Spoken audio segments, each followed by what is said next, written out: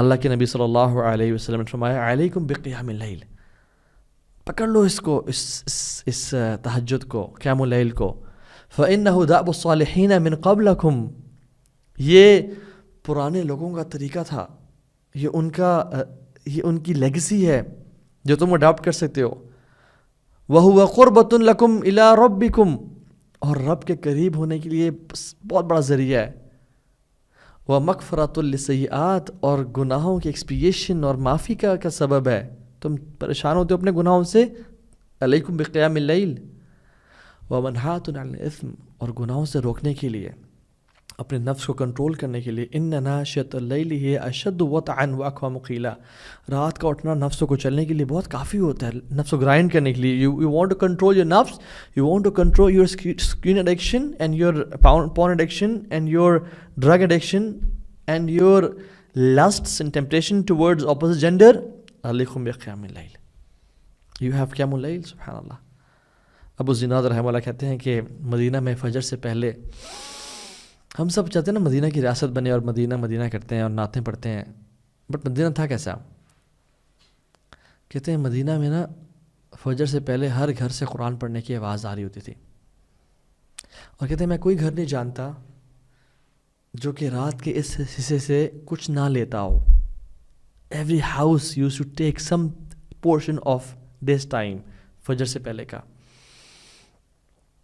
اور صحابہ کہتے ہیں کہ ہم کسی صحابی کو نہیں جانتے تھے جو اس پورشن کو ویسٹ کرتے ہیں، کچھ نہ کچھ لازمی لیتے تھے اس کا، کچھ 10 منٹ، کچھ آدھا گھنٹہ، کچھ 2 گھنٹے، ڈیپینڈس۔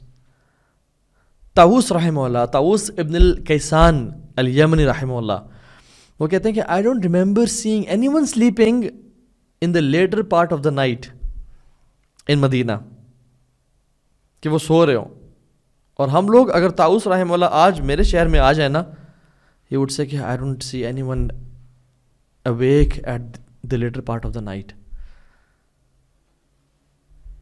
ایون حتیٰ کہ شاید لا الہ الا اللہ وہ فجر کے بارے میں ایسی بات کرتے ہیں کہ فجر میں جو لوگ آپ جمعہ پڑھتے ہو، آپ لوگ فجر میں کدھر ہوتے ہو؟ اور فجر تو فرض ہے، اس کے بغیر تو گزارا ہی نہیں ہے، اس کے بغیر ہماری آخرت تباہ ہے۔ اچھا، اس آیت میں نا ایک امیزنگ بات اور ایک ہڈن بات اور ایک انٹریگنگ بات یہ ہے کہ why their reward is hidden from their eyes, Allah نے بتا کیوں نہیں دیا؟ امام ابن القیم الجوزی رحمہ اللہ فرماتے ہیں کہ کیونکہ یہ لوگوں سے چھپے ہوئے ہوتے ہیں نا، اسی لیے اللہ سبحانہ و تعالیٰ نے ان کا جو اجر وہ بھی چھپا دیے لوگوں سے۔ they are not seen by people, so Allah hides their reward from people. سبحان اللہ، this is amazing۔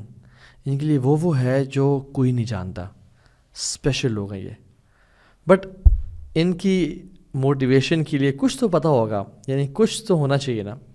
تو اللہ کے نبی صلی اللہ علیہ وسلم نے حدیث سے کچھ بتایا اور کہا کہ ان فی الجنۃ غرفا یرا ظاہرها من باطنها و باطنها من ظاہرها، کہ جنت میں نا ایک کمرہ ہے جو کہ باہر سے اندر سارا اس کے کارنرز نظر آتے ہیں اور اس کے اندر سے باہر کا سارا ویو آتا ہے۔ جب آرکیٹیکٹ المصور ہے تو امیجن وہ غرفہ، وہ روم کیسا ہوگا۔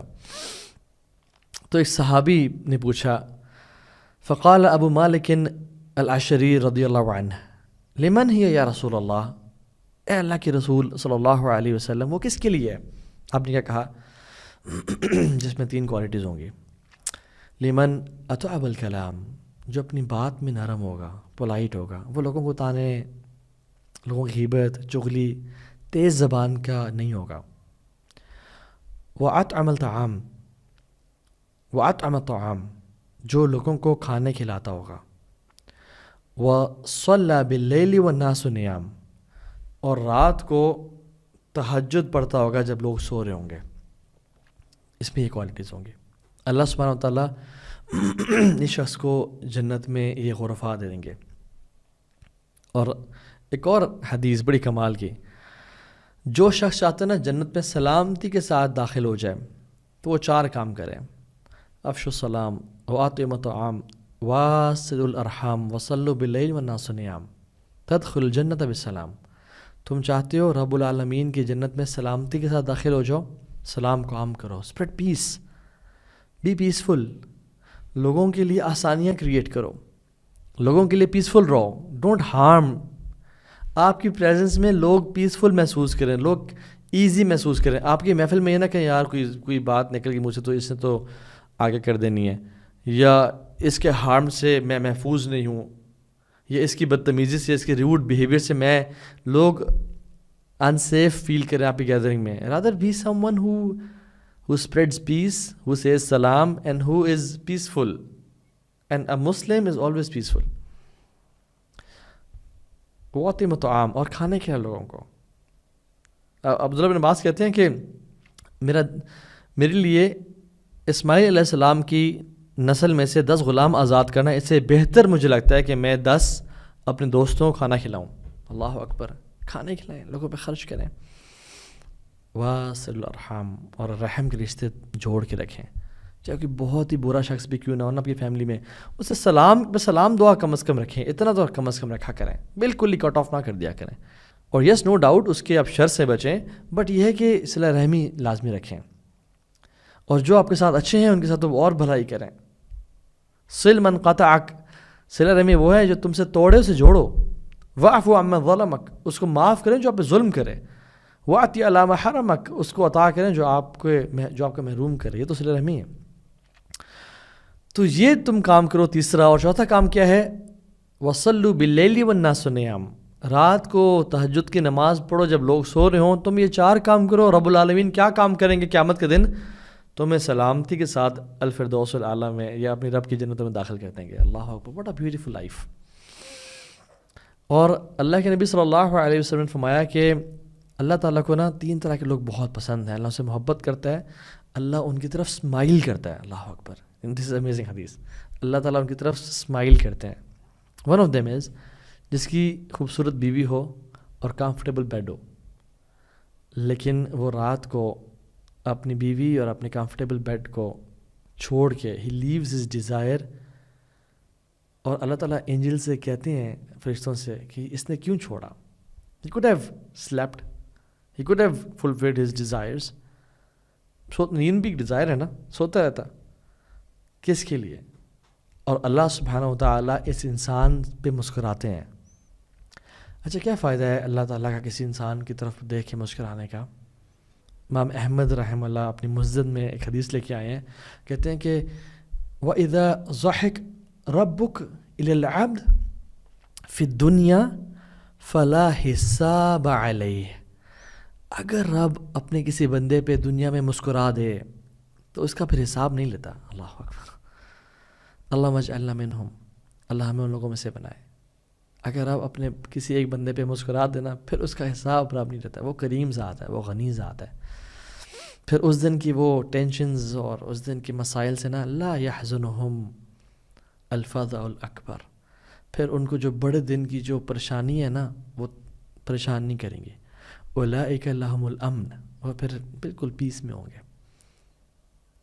اور کیا ہی امیزنگ بات ہے, قربۃ اللہ تعالی. یہ تہجد رب سے قریب کر دیتی ہے انسان کو.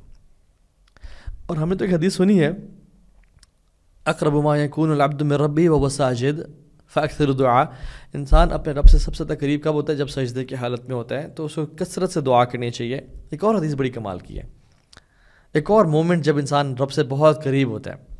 اقرب ما یکون الرب من عبدہ, رب اپنے بندے سے سب سے زیادہ قریب کب ہوتا ہے؟ فی جوف اللیل الاخر, رات کے آخری حصے میں. اور اللہ کے نبی نے کہا کہ اگر تم میں سے کسی کے اندر استطاعت ہو ان لوگوں میں شامل ہونے کی, ممن یذکر اللہ فی تلک الساعہ, جو تم اللہ کا ذکر کر سکو ان ساعات میں, ان ٹائمز میں, فکون, تو بن جانا ان لوگوں میں سے. Don't miss this opportunity, don't miss. اور یاد رکھیں night time is very special. Psychologist کہتے ہیں it's very emotional. Even the lovers they take benefit of this time. جو رات کو باتیں ہوتی ہیں, جو رات کو جن کے ساتھ راتیں گزرتی ہیں, ان سے بڑا اسپیشل بانڈ ہوتا ہے. And Islam takes benefit of this time. So Islam devotes this time to the love of Allah سبحانہ و تعالیٰ. And night is the testimony of persons love. جو بندہ رات جس کے ساتھ گزارنا پسند کرتا ہے نا, وہ سے محبت کرتا ہے. یہ لا شک فی, اس میں کوئی شک ہی نہیں ہے. اور اسلام چاہتا ہے کہ اور اللہ رب العالمین چاہتے ہیں کہ انسان اپنی راتوں کو کچھ حصہ رب کے لیے وقف کرے. والذین آمنوا اشد حب للہ. جو لوگ اللہ کی محبت میں شدید ہوتے ہیں وہ اللہ کے پاس کچھ ٹائم گزارتے ہیں رات کے اس حصے میں. حضرت عائشہ کہتی ہیں کہ جب ہر عاشق اپنے محبوب کے پاس چلا جاتا تھا تو رسول اللہ صلی اللہ علیہ وسلم کعبہ کی طرف چلے جاتے تھے یا مدینہ میں بقیع کی طرف یا مسجد کی طرف چلے جایا کرتے تھے اللہ سے دعائیں کرنے کے لیے. So if we want to rectify this ummah, we should do what he did صلی اللہ علیہ وسلم.